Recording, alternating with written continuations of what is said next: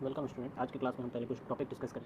कुछ स्टूडेंट्स ने मुझे कहा कि स्पीड थोड़ी ज़्यादा है, तो स्पीड ज़्यादा रखने के दो रीज़न हैं, वो मैं आपके सामने रख देता हूँ और आप कैसे उसको सॉल्व कर सकते हो वो भी मैं बता रहा हूँ। देखिए, पहला रीज़न तो ये है कि स्पीड अगर ज़्यादा होती है तो कॉन्सनट्रेशन आपका बना होता है, ठीक है। अगर आप उस स्पीड में समझने के लायक हैं या उस स्पीड में आप समझ पा रहे हैं तो आपका कॉन्सनट्रेशन अच्छा बना रहेगा, हटेगा नहीं कॉन्सनट्रेशन, ठीक है। दूसरी चीज़ ये होगी कि स्पीड मैं इसलिए भी ज़्यादा रख रहा हूँ क्योंकि उससे वीडियो लेंथ थोड़ी मेरी छोटी होती है, तो मुझे अपलोड करने में प्रॉब्लम नहीं होती है, या ज़्यादा जीबी की वीडियो नहीं बनती है, कम जीबी की वीडियो बनती है तो अपलोड जल्दी होता है, ठीक है। तो ये दो रीज़न के कारण तो आप अगर इसका सॉल्यूशन चाहिए कि अगर आप उस स्पीड पे नहीं कर पा रहे हैं तो स्पीड को कम कर सकते हैं। स्पीड कम करने का तरीका बहुत सिंपल है।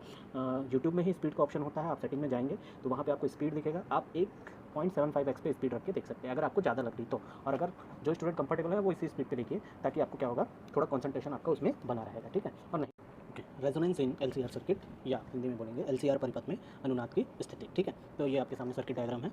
ओके, तो रेजोनेंस कंडीशन होता क्या है? रेजोनेंस कंडीशन या अनुनाद की स्थिति, रेजोनेंस कंडीशन, रेजोनेंस कंडीशन में आपके सर्किट में जो करंट है वो कैसी होनी चाहिए? मैक्सिमम। अगर किसी मेथड से आपके सर्किट का करंट मैक्सिमम हो जाता है तो उस कंडीशन को हम बोलते हैं रेजोनेंस कंडीशन। अब ये मैक्सिमम होगा कैसे, सर्किट का करंट मैक्सिमम होगा कैसे, इसको हम लोग देखते हैं, ठीक है। सर्किट का करंट मैक्सिमम कैसे होगा इसको हम लोग देखते हैं। अच्छा देखिए, if reactance of inductor and reactance of capacitor are equal, अगर ये दोनों इक्वल हो जाएंगे तो impedance of the circuit is equal to R square plus XL minus XC whole square, ठीक है। तो सर्किट का इंपिडेंस क्या हो जाएगा? सर्किट का इंपिडेंस बोलने से जो इसका टोटल रेजिस्टेंस होता है उसी को हम लोग सर्किट का इंपिडेंस बोलते हैं, ठीक है। तो सर्किट का इंपिडेंस क्या हो जाएगा भाई? सर्किट का इंपिडेंस सिंपली क्या हो जाएगा? Z is equal to under root of R square plus XL minus XC, means ये तो जीरो हो गया क्योंकि दोनों की वैल्यू को हमने क्या बोला है, ये अगर इक्वल हो जाए तब। तो Z की वैल्यू क्या आ जाएगी? R। अगर Z R आ गया इसका मतलब क्या हो गया कि Z क्या हो चुका है, अभी मिनिमम हो गया है। Z क्या हो गया है आपका? मिनिमम। अगर Z मिनिमम हो गया मतलब टोटल रेजिस्टेंस अगर मिनिमम हो गया तो आपका टोटल करंट क्या हो जाएगा? मैक्सिमम हो जाएगा। और इसी कंडीशन को क्या बोला जाता है? रेजोनेंस कंडीशन बोला जाता है, ठीक है। अब इस कंडीशन का यूज़ क्या है, कहाँ यूज़ होता है, ये हम देखेंगे, ठीक है। उसको मैं आपको डिस्कस करूँगा बाद में, बट अभी इसके आगे हम देखते हैं कि और क्या चीज़ है, ठीक। बहुत सिंपल है रेजोनेंस कंडीशन, कोई भी बड़ी बात नहीं है। क्या क्या है रेजोनेंस कंडीशन? जब करंट मैक्सिमम है तो उस कंडीशन को हम बोलते हैं रेजोनेंस कंडीशन। करंट मैक्सिमम कब होगा? When if XL is equal to XC. अगर एक्सएल और एक्सी इक्वल हो जाएंगे तो फिर क्या हो जाएगा? आपका करंट मैक्सिमम हो जाएगा। क्यों मैक्सिमम हो जाएगा? क्योंकि Z जो है, जो टोटल रेजिस्टेंस है जिसका नाम इंपिडेंस है, ठीक है। तो इंपिडेंस क्या आ जाएगा? स्मॉल आर, कैपिटल आर, ठीक है। रेजिस्टेंस के इक्वल हो जाएगा तो रेजिस्टेंस ही बस रहेगा। अब इन दोनों का जो रिएक्टेंस है वो क्या हो जा रहा है? कैंसिल आउट हो जा रहा है। तो इन दोनों के तरफ से कोई भी आपको अपोजिशन नहीं मिलेगा, कोई भी ये अपोज नहीं करेंगे करंट को, L ना ही C अपोज नहीं करेंगे। तो सिर्फ रजिस्टर ऐसी वैल्यू होगी जो कि अपोज कर सकता है। तो रजिस्टर की वैल्यू भी अगर आप कम कर देते हो तो यहाँ पे मैक्सिमम करंट आपको मिल जाएगा, ठीक है। और इसी कंडीशन को क्या बोला जाता है? Resonance condition. चलिए ठीक है, तो आगे अगर देखते हैं हम लोग तो इसके बाद इसमें आएगा आपके पास रेजोनेंस फ्रीक्वेंसी। क्या आएगी इसके बाद? इसके बाद आएगी इसमें रेजोनेंस फ्रीक्वेंसी।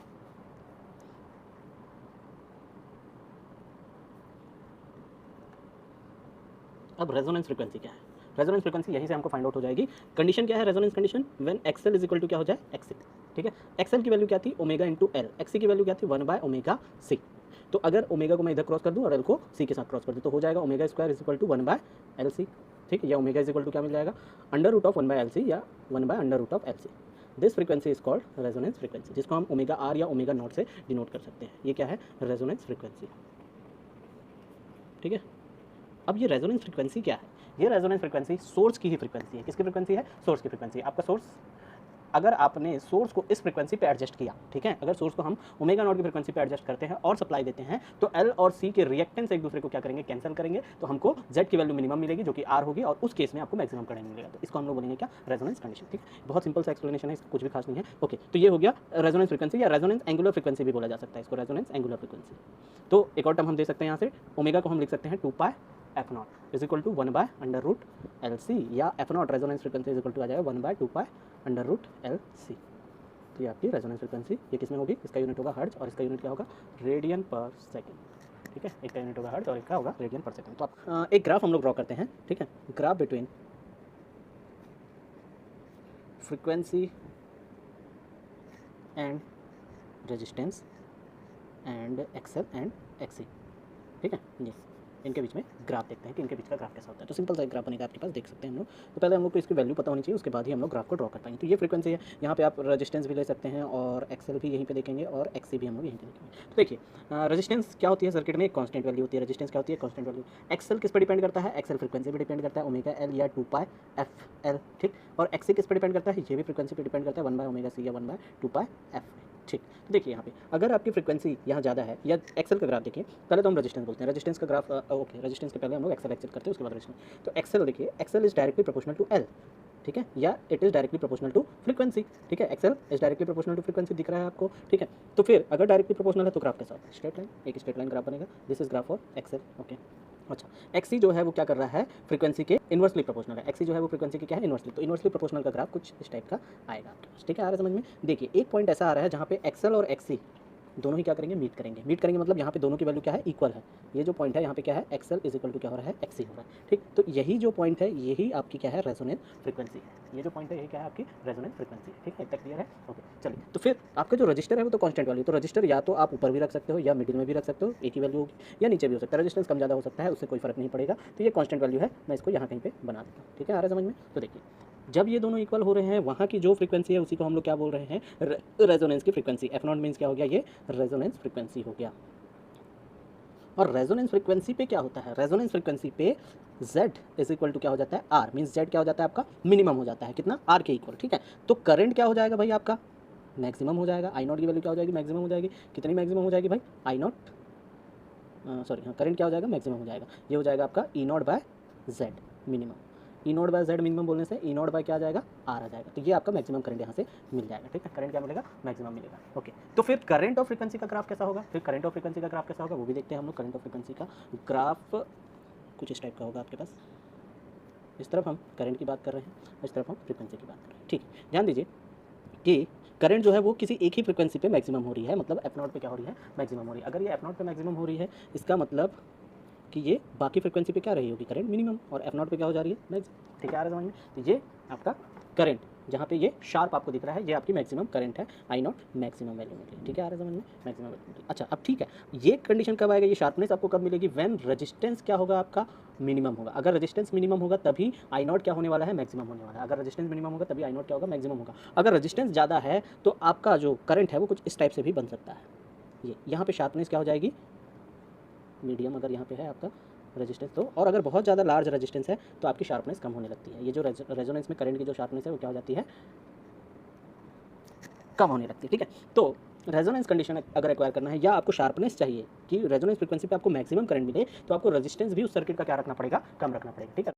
अच्छा अभी हमको थोड़ा शार्पनेस देखना है, रेजोनेंस की शार्पनेस क्या होती है, ठीक है। तो इसको हम लोग स्टार्ट करते हैं, तो बहुत ईजी वे में देख लेते हैं, और मैं फॉर्मूले आपको बता देता हूँ कि क्या फॉर्मूले आपको यूज़ में आएंगे क्वेश्चन के लिए, उसको हम देख लेते हैं, ठीक है। तो शार्पनेस ऑफ रेजोनेंस,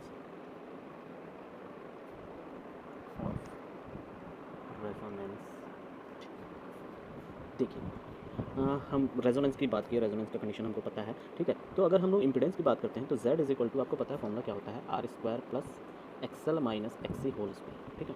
तो एक्सएल माइनस एक्सी को क्या लिखा जा सकता है, एक्सएल को हम लिख सकते हैं ओमेगा एल और एक्सी को हम लिख सकते हैं 1 बाय ओमेगा सी, ठीक।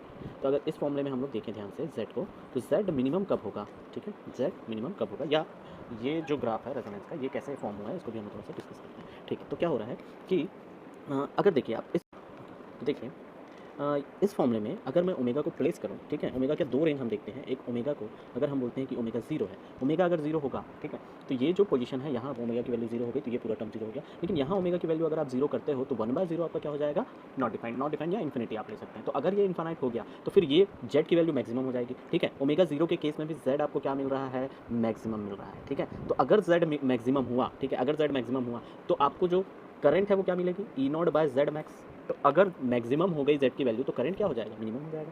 करंट कैसा मिलेगा आपको, मिनिमम मिलेगा, ठीक है, आ रहा है समझ में, ओके। अगर दूसरी वैल्यू ओमेगा की देखें, ओमेगा को हम अगर इन्फानाइट रखते हैं तो देखिए इन्फानाइट में ये जो टर्म है 1 बाय इन्फानाइट अगर हम देखेंगे तो ये जो टर्म है वो तो 0 प्रोवाइड करेगा, बट ये टर्म इन्फानाइट हो जाएगा। तो ये टर्म इन्फानाइट होने से अगेन जेड क्या हो जाएगा आपका, मैक्सिमम हो जाएगा। और जेड अगर मैक्सिमम हो गया तो फिर आपको करंट क्या मिलेगा, मिनिमम मिलेगा। अगर इस हिसाब से हम लोग देखते हैं या इससे देखते हैं तो फिर क्या होगा कि ये जो ग्राफ आपने देखा हुआ है ये ग्राफ आपको समझ में आएगा। अच्छा अगर ओमेगा की वैल्यू रेजोनेंस फ्रीक्वेंसी पे आ जाए, ये जब होता है कि ओमेगा की वैल्यू एक पर्टिकुलर फ्रीक्वेंसी पे आती है तो उस केस में एक्सएल इज इक्वल टू क्या होता है, एक्सी होता है। और XL is equal to XC होने से जेड की वैल्यू क्या मिलती है आपको, मिनिमम मिलती है। कितनी मिलती है, आर। और उस केस में आपका आई क्या हो जाता है, मैक्सिमम हो जाता है। तो ये जो ग्राफ आपको दिख रहा है ये ग्राफ उसी को इंडिकेट कर रहा है। अगर फ्रीक्वेंसी की वैल्यू आपकी 0 है तो भी आपको करंट क्या मिलेगा, 0 मिलेगा, ठीक है। फ्रीक्वेंसी की वैल्यू अगर आपने 0 रखी तो करंट क्या है, मिनिमम है, 0 मिलेगा। जैसे जैसे आप फ्रीक्वेंसी को इंक्रीज करते हो वैसे वैसे आपका करंट भी क्या होता जाएगा, थोड़ा सा इंक्रीज होते जाएगा, क्योंकि जैसे जैसे हम फ्रीक्वेंसी को इंक्रीज करेंगे जेड की वैल्यू क्या होगी, मिनिमाइज होगी। ठीक, एक पर्टिकुलर फ्रीक्वेंसी पे आपको मैक्सिमम करंट मिलने वाला है, ठीक है, और उस मैक्सिमम करंट के बाद अगर आप फ्रीक्वेंसी इंक्रीज करते हो तो फिर आपका करंट क्या होते रहता है, डिक्रीज होने लगता है, उसके बाद भी आपका करंट क्या होगा, डिक्रीज होगा। और इनफाइनाइट अगर आप वैल्यू देखते हो तो इनफाइनाइट पे भी आपको क्या मिलेगा, जेड की वैल्यू मैक्सिमम हो जाएगी तो करंट क्या हो जाएगा, मिनिमम। तो आप सीधा से बात है, रेजोनेंस वो फ्रीक्वेंसी है जहाँ पे आपको मैक्सिमम करंट मिलती है। अच्छा, मैक्सिमम करंट मिलने से आपको क्या मिलेगा, ठीक है, मैक्सिमम करंट मिलने से जो एसी पावर है उसका इक्वेशन भी देख लेते हैं, एसी पावर। अच्छा ठीक है, एक एसी पावर क्या होता है उसको हम लोग देखते हैं। इन रेजोनेंस Z जो है वो इक्वल टू क्या हो जाता है, आर के, ठीक है, Z किसके इक्वल हो गया, आर के इक्वल हो गया। तो ये जो पूरा सर्किट है आपका LCR circuit, now LCR circuit behaves like pure resistive circuit. कैसा बिहेव करेगा, प्योर रेजिस्टिव सर्किट की तरह बिहेव करेगा। कौन, LCR सर्किट था, LCR उसमें LB है, CB है और R भी है, लेकिन एक स्पेशल केस रेजोनेंस पे Z इक्वल टू R होने से LCR circuit pure resistive circuit की तरह बिहेव करता है। अगर ये प्योर रेजिस्टिव सर्किट की तरह बिहेव करता है तो प्योर रेजिस्टिव सर्किट का फेजर डायग्राम आपको पता है कि ये अगर करंट है तो इसका वोल्टेज भी किसी तरफ जाएगा, इसी की तरफ जाएगा। इसका मतलब यहाँ पे फेज डिफरेंस आपका क्या हो जाता है, जीरो हो जाता है। अगर फेज डिफरेंस जीरो है तो AC पावर का फॉर्मूला क्या होता है, AC पावर का फॉर्मूला होता है IRMS VRMS या ERMS into cos of five, IRMS ERMS cause of five, ठीक है। तो IRMS की वैल्यू I0/√2, इसकी वैल्यू क्या हो जाएगी, E0/√2, और cos 0 डिग्री अगर हम लोग डालेंगे तो फिर क्या मिलेगा, 1 मिलेगा, ठीक है। cos 0 डिग्री आपको क्या मिलने वाला है, 1 मिलने वाला है। तो फिर यहाँ से आपको पावर क्या मिलेगा भाई, I0 E0 डिवाइड बाय 2, या E0 को अगर हम I0 और E0 को अगर हम लिखते हैं I0 इंटू Z तो ये हो जाएगा I0 इंटू Z की जगह क्या आ जाएगा R, और डिवाइड बाय क्या हो जाएगा 2, ओम्स लॉ से E0 is equal to I into R, ठीक है। तो ये आपको मिलेगा क्या, I0 square R divide by 2, और ये आपका मैक्सिमम पावर है, क्योंकि रेजोनेंस पे आपको जो करंट मिलेगा वो कैसा मिलेगा, मैक्सिमम मिलेगा, ठीक है। तो रेजोनेंस पे जो पावर होता है सर्किट का, LCR सर्किट का, वो भी क्या होता है आपका मैक्सिमम होता है। तो अब आगे आते हैं हम लोग रेडियो ट्यूनिंग की बात करते हैं कि ट्यूनिंग में क्या होगा, है ना, और ट्यूनिंग से हमको कैसे ये पता चलेगा। तो देखिए, जब भी रेडियो सिग्नल जो होता है वो आपके पास आता है, ठीक है, तो रेडियो सिग्नल जो है वो पर्टिकुलर किसी एक फ्रीक्वेंसी पे क्या की जाती है, ट्रांसमिट की जाती है, ठीक है। और वो जो फ्रीक्वेंसी होती है उस फ्रीक्वेंसी को आपको क्या करना है, रेजोनेट करना है अपने LCR सर्किट के साथ में। जब आप ऐसा करते हैं तभी वो पर्टिकुलर फ्रीक्वेंसी आपको मिल पाती है, या उस फ्रीक्वेंसी पे मैक्सिमम पावर जनरेट होता है, और मैक्सिमम पावर जनरेट होने से आपको साउंड क्वालिटी जो है वो क्लियर सुनाई देती है, ठीक है। उसकी उस फ्रीक्वेंसी से दूसरी फ्रीक्वेंसी पे आपको साउंड क्वालिटी उतनी बेटर सुनाई नहीं देगी, ठीक है। तो क्या होता है कि मान लीजिए किसी स्टेशन ने, रेडियो स्टेशन ने आपको एक किसी पर्टिकुलर फ्रीक्वेंसी पे क्या किया, सिग्नल ट्रांसमिट किया, ठीक है, मान लेते हैं उसकी जो फ्रीक्वेंसी थी वो F0 है। तो आप रेडियो को जब ट्यून करते हैं, ठीक है, रेडियो ट्यून आजकल तो क्या हो जाता है, ट्यूनिंग, जब हम रेडियो को ट्यून करते हैं तो हम क्या करते हैं, या तो आप L की वैल्यू को चेंज करेंगे और C की वैल्यू को क्या करेंगे, आप चेंज करेंगे, वेरी करेंगे। तो फिर क्या होगा, L और C को चेंज करने से, ठीक है, जैसे कि देखिए आप, क्योंकि आपकी जो रेजोनेंट फ्रीक्वेंसी है वो क्या है, 1/√LC, या तो फिर F0 अगर हम देखेंगे तो क्या होगा, 1/2π√LC। मतलब ये है कि ये जो फ्रीक्वेंसी है किस पे डिपेंड कर रही है, L या C की वैल्यू पर डिपेंड कर रही है। तो अगर आप L या C की वैल्यू को क्या करते हैं, चेंज करते हैं, ठीक है, या वेरी करते हैं, ट्यून करने के समय पे हम क्या करते हैं, इनको वेरी करते हैं। वेरी करने से हमको ये फ्रीक्वेंसी मिलती है। जब ये फ्रीक्वेंसी मिलती है तो हम उस वाले सिग्नल को जो ट्रांसमिट हुआ है उसको हम कैच करते हैं। जब वो सिग्नल कैच होता है तो उस टाइम पे सर्किट पे क्या होता है, मैक्सिमम पावर जनरेट होता है, और उस मैक्सिमम पावर से आपको क्या होती है, वो साउंड क्वालिटी क्लियर सुनाई देती है, ठीक है। अच्छा, इसके अलावा क्या है, मैक्सिमम पावर पे तो आपको इस पे, ठीक है, यहाँ पे अगर हम फ्रीक्वेंसी लिखते हैं और ये करंट I0 है तो यहाँ पे पावर भी क्या होगा आपका, मैक्सिमम होगा, पावर भी इस केस में क्या होगा आपका मैक्सिमम। तो मैक्सिमम पावर को आपको एक बेटर साउंड मिल रहा है, ठीक है। मैक्सिमम पावर से कुछ आगे पीछे भी आपको साउंड मिलेंगे, ठीक है, क्योंकि यहाँ पे जो करंट होता है, एक दो पर्टिकुलर और फ्रीक्वेंसीज होती हैं। देखिए क्या हो रहा है, जब यहाँ से करंट इंक्रीज हुआ, ठीक है, तो करंट की ऐसी एक वैल्यू है जहाँ पे फ्रीक्वेंसीज अलग अलग होती है लेकिन करंट सेम मिलता है। फ्रीक्वेंसीज अलग अलग होगी, एक इसके पीछे फ्रीक्वेंसी मिलेगी, मान लेते हैं इसको F1, और एक इसके बाद में फ्रीक्वेंसी मिलेगी, किसके बाद में, रेजोनेंस फ्रीक्वेंसी के बाद में, जहाँ पे आपको करंट की वैल्यू क्या मिलने वाली है, सेम मिलने वाली है, ठीक है। आ रहा है समझ में। अब अगर मैं इस करंट के हिसाब से पावर निकालूँ, ठीक है, इस करंट के हिसाब से पावर निकालूँ, तो इस करंट के हिसाब से हम लोग पावर निकाल के देखते हैं कि इस करंट के हिसाब से पावर क्या है। ओके, चलिए तो फिर पावर, ठीक है, कहाँ से निकाल रहे हैं हम लोग, ये निकाल रहे हैं, ठीक है। तो ये था IRMS VRMS cause of five, ठीक है। चलो ठीक, या तो हम, तो इस पावर से हमको क्या दिखेगा कि अगर मैं एक नॉर्मल पावर देखूं तो ये हो जाएगा, RMS को चेंज करके देखें तो I0 square R divide by 2 हो जाएगा, ठीक है। तो अगर इस करंट पे पावर चाहिए तो इस करंट पे पावर अगर ध्यान से देखें तो I0 की जगह पे अब हम ये वाली करंट को पुट करेंगे, ठीक है, I0/√2, तो I0/√2 यहाँ पे पुट हुआ, इसका स्क्वायर हुआ, R डिवाइड बाय 2 हो गया, ठीक है। तो I0 का स्क्वायर आर और डिवाइड बाय रूट 2 का स्क्वायर क्या हो जाएगा 2 और यहाँ पे क्या आ गया 2। तो अगर ध्यान से देखें तो ये पूरी वैल्यू क्या है आपकी मैक्सिमम पावर है, ये हो जाएगा पी मैक्स डिवाइड बाय 2। तो यहाँ पे जो पावर मिल रहा है वो क्या मिल रहा है आपको, पावर का हाफ मिल रहा है, मैक्सिमम पावर का हाफ मिल रहा है। ठीक है, तो मैक्सिमम पावर के हाफ पे भी आपको क्या होगी, कुछ जो सिग्नल्स है वो कैच कर लेगा और आपको उसकी जो साउंड है वो भी सुनाई देगी। ठीक है, मैक्सिमम पावर के हाफ पे भी आपको साउंड जो है वो सुनाई देगी। और मैक्सिमम पावर के हाफ से अगर इस पोजीशन से आप थोड़ा और नीचे आते हैं तो यहाँ पे करंट की वैल्यू बहुत कम होगी। ठीक है, जिसके कारण उतना पावर जनरेट नहीं होगा जिससे कि वो सिग्नल को क्या कर ले, कैच कर ले या उस फ्रीक्वेंसी को पर्टिकुलर आपको वो प्रोवाइड कर पाएगा। ठीक है, तो ये और ये, ठीक है, इस बीच में ये जो ग्राफ दिख रहा है इसी पे आपको जो है रेजोनेंट जो सिग्नल्स हैं, जो भी सिग्नल्स हैं वो आपको सुनाई पड़ेंगे। मतलब F1 से F2 के बीच में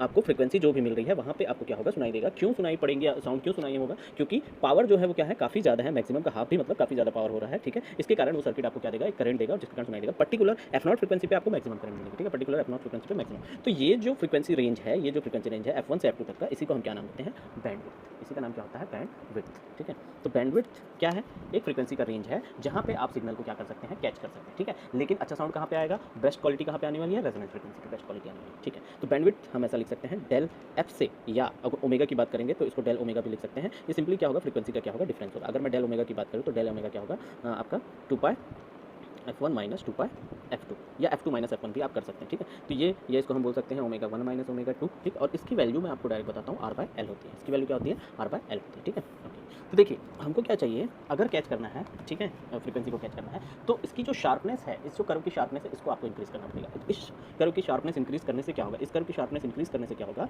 कि बैंडविड्थ आपको कम करना पड़ेगा और बैंडविड्थ कम करने से इसकी शार्पनेस अगर इंक्रीज होती है। ठीक है, मैं जैसे कि एक ग्राफ आपको बताता हूँ, ये जो ग्राफ है, ठीक है, तो इसमें देखिए ये आपका पीक करंट हुआ, मैक्सिमम करंट हुआ, और मैक्सिमम करंट पे रेजोनेंट पे मैक्सिमम करंट हो रहा है और क्या हो रही है, इसकी बैंडविड्थ जो है वो कम होगी। तो बैंडविड्थ कम करने से ये शार्पनेस बढ़ेगी और शार्पनेस बढ़ने से क्या होगा कि आपको कम वेरिएशन पे, फ्रीक्वेंसी के कम ट्यूनिंग पे ही आपको क्या होगी, अच्छी क्वालिटी मिलेगी। यहाँ पे क्या होगा, आपको एक लार्ज स्केल पे आपको वेरी करना पड़ेगा, तो आपको बहुत पहले से साउंड थोड़ी थोड़ी सुनाई देने लगेगी और इस फ्रीक्वेंसी पे बेस्ट साउंड आएगा। ठीक है, तो ये जो है ये क्वालिटी को बेटर करता है। अगर शार्पनेस आप बढ़ाते हो तो क्या हो जाएगी, आपका जो सिग्नल है उसकी क्वालिटी आपकी बेटर हो जाएगी। ठीक है, और आपको जल्दी कैच हो जाएगा। ठीक है, और एक पर्टिकुलर लोकेशन पे, शॉर्ट लोकेशन पे ही आपको वो कैच होने लगेंगे। ऐसे में क्या होगा, ये अगर बैंड वाइड है तो और इसके बीच में अगर कोई और दूसरी फ्रीक्वेंसी आ रही है तो दोनों के मिक्सअप होने के चांसेस होते हैं। तो इसकी शार्पनेस बढ़ाने से क्या होगा, मिक्सिंग जो होगी सिग्नल की वो कम हो जाएगी। ठीक है, तो इसलिए हमको क्या देखना है कि शार्पनेस जो है रेजोनेंस का वो ज़्यादा आपको देखना है। ठीक है, तो इसके लिए हम लोग एक फैक्टर डिफाइन करते हैं जिसका नाम होता है क्वालिटी फैक्टर। अगर क्वालिटी फैक्टर आपका लार्ज है तो आपका सिग्नल बहुत अच्छे से कैच होगा। ठीक है, कम फ्रीक्वेंसी वेरिएशन पे आप कैच कर पाएंगे उसको और बहुत अच्छी क्वालिटी के साथ में कैच कर पाएंगे। ठीक है, मिक्सिंग की जो फिनोमिना होती है वो कम हो जाएगी, दो फ्रीक्वेंसी का मिक्सअप आपका नहीं होगा। ठीक है, तो फिर क्वालिटी फैक्टर जो होता है इसके दो आपके हैं डेरिवेशन। ये छोटा सा मैं एक पहला बताता हूँ आपको। Q इज इक्वल टू होता है बैंड रेजोनेंस फ्रीक्वेंसी और डिवाइड बाय क्या होगा, bandwidth. Resonance frequency divide by क्या होगा, बैंडविड्थ। तो रेजोनेंस फ्रीक्वेंसी यहाँ पे क्या है भाई, आपके पास रेजोनेंस फ्रीक्वेंसी है ओमेगा नॉट और डिवाइड बाय क्या हो जाएगा, डेल ओमेगा। तो ओमेगा नॉट जो होता है वो होता है 1 by under root of L C और डेल ओमेगा जो है वो हमने अभी लिखा R बाय एल। ठीक, तो इसको अगर हम लोग थोड़ा सा सॉल्व करें तो ये वाला जो आएगा वो कैसा आएगा भाई, L divide by R under root L C. अगर मैं इस एल को रूट के अंदर लेके आता हूँ तो एल को अगर रूट के अंदर लेके आएंगे तो फिर क्या हो जाएगा आपके पास under root of L square divide by क्या हो जाएगा एल सी, और ये 1 बाय आर तो आपके बगल में है ही है। ठीक है, एक एल से एक एल कैंसिल हो जाएगा, तो ये क्वालिटी फैक्टर मिलेगा आपको under root of L by C. ठीक है, अब ध्यान से देखिए कि क्वालिटी फैक्टर डिपेंड किस पे कर रहा है। ठीक है, क्वालिटी फैक्टर जो है वो डिपेंड कर रहा है, quality factor Q depends on R, ठीक है, L एंड C। ध्यान से देखिए L और C की वैल्यू तो आप वेरी करने वाले हैं। ठीक है, वेरी करने से आपको एक रेजोनेंस फ्रीक्वेंसी मिलने वाली है। ठीक, तो C को आपको क्या करना पड़ेगा, C को आपको बढ़ाना पड़ेगा। जब भी आप वेरी करेंगे तो C की वैल्यू को क्या करना पड़ेगा, इंक्रीज करेंगे, सॉरी C की वैल्यू को डिक्रीज करना पड़ेगा। क्यों डिक्रीज करना पड़ेगा C की वैल्यू, क्योंकि अगर ये डिक्रीज होगा तो क्वालिटी फैक्टर आपका क्या होगा, इंक्रीज होगा। सेम टाइम पे आप एल पे अगर वेरी कर रहे हैं तो एल को क्या करना पड़ेगा, इंक्रीज करना पड़ेगा। अगर ये इंक्रीज होगा तो क्वालिटी फैक्टर भी क्या होगा आपका, इंक्रीज होगा। और आप देखिए अगर रेजिस्टेंस पे डिपेंडेंसी देखते हैं, ठीक है, रेजिस्टेंस पे अगर डिपेंडेंट तो रेजिस्टेंस आपको क्या रखना पड़ेगा, मिनिमम रखना पड़ेगा। अगर आप रेजिस्टेंस मिनिमम रखते हैं तो भी क्वालिटी फैक्टर क्या होगा, इंक्रीज होगा। अच्छा, इसको हम लोग यहाँ पे लिख लेते हैं, आर शुड बी मिनिमम, ठीक है, फॉर Q मैक्सिमम। ठीक है, L should be large maximum for Q maximum और C should be minimum for Q should be. ठीक है, आ रहा समझ में। तो ये तीन अगर हम करते हैं तो क्वालिटी फैक्टर आपको क्या मिलेगा, इंक्रीज मिलेगा। क्वालिटी फैक्टर इंक्रीज करने का देखिए क्या हो रहा है, क्वालिटी फैक्टर का definition resonance frequency upon bandwidth. तो बैंडविड्थ अगर आप कम करते हैं, देखिए बैंडविड्थ अगर हम कम करते हैं, ठीक है, ये देखिए ये बैंडविड्थ हो गया। अब ये वाला बैंडविड्थ, अगर बैंडविड्थ मैं कम करता हूँ तो डेफिनेटली क्वालिटी फैक्टर क्या हो जाएगा, मतलब ये जो शार्पनेस है वो बढ़ जाएगा। और शार्पनेस बढ़ने से क्या होगा, मिक्सिंग नहीं होंगे। दो सिग्नल्स अगर आसपास के हैं तो वो मिक्स नहीं होंगे। ठीक है, तो इसीलिए अगर आपका LCR सर्किट का क्वालिटी फैक्टर बहुत अच्छा है तो मतलब वो सेपरेटली सिग्नल को कैच करेगा वहाँ पे मैक्सिमम पावर जनरेट करेगा और मैक्सिमम पावर जनरेट होने से, मतलब मैक्सिमम करंट आने से, मैक्सिमम पावर जनरेट होने से आपको बहुत अच्छा एक क्वालिटी मिलेगी, साउंड क्वालिटी बहुत अच्छी मिलेगी। ठीक है, रेडियो में जो साउंड क्वालिटी। ओके। ठीक है, तो ये हुआ दूसरा डेफिनेशन क्वालिटी फैक्टर का, या दूसरा फॉर्मूला जो क्वालिटी फैक्टर का है वो भी हम लोग देखते हैं। दूसरा फॉर्मूला, तो क्वालिटी फैक्टर का दूसरा फॉर्मूला है Q factor is equal to voltage drop across L और C divide by voltage across, ठीक है। तो वोल्टेज ड्रॉप अक्रॉस एल और सी और वोल्टेज, ठीक। तो हम यहाँ पे अगर देखें, हम लोग अगर इसको ई एल ले लें और इसको हम लोग ई आर ले लें, ठीक। तो ई एल क्या होगा, आई इंटू या आई नॉट इंटू, ये अगर मैक्सिमम वैल्यू में लेता हूँ तो आई इंटू ये हो जाएगा एक्सएल, और डिवाइड बाय क्या हो जाएगा, आई इंटू आर। चलो ये और ये क्या, एक्सएल अगर हम ध्यान से देखें तो ये होगा ओमेगा एल और divide by R. Okay, omega क्या होगा, हम रेजोनेंस की बात कर रहे हैं तो ओमेगा क्या होगा, ओमेगा नॉट होगा। ओमेगा अगर ओमेगा नॉट होगा तो ओमेगा नॉट की वैल्यू क्या होगी, 1/√LC, ठीक है। और ऊपर में क्या है, ये एल और डिवाइड बाय आर, ठीक है। तो एल को अगर मैं अंडर रूट के साथ ले लूँ तो फिर से वही फॉर्मूला आपके पास आ जाएगा, √L² डिवाइड बाय LC, ये और ये कैंसिल हो जाएगा, ठीक। तो यहाँ पे अगेन आपको क्वालिटी फैक्टर का फॉर्मूला ये है, तो आप कोई भी डेरिवेशन यहाँ पे यूज़ कर सकते हैं। Q factor, quality factor Q is equal to 1/√2 under L/C, ठीक। यहाँ तक क्वालिटी फैक्टर आपका खत्म होता है। अब इसके बाद मैं आपको क्वेश्चन करना है।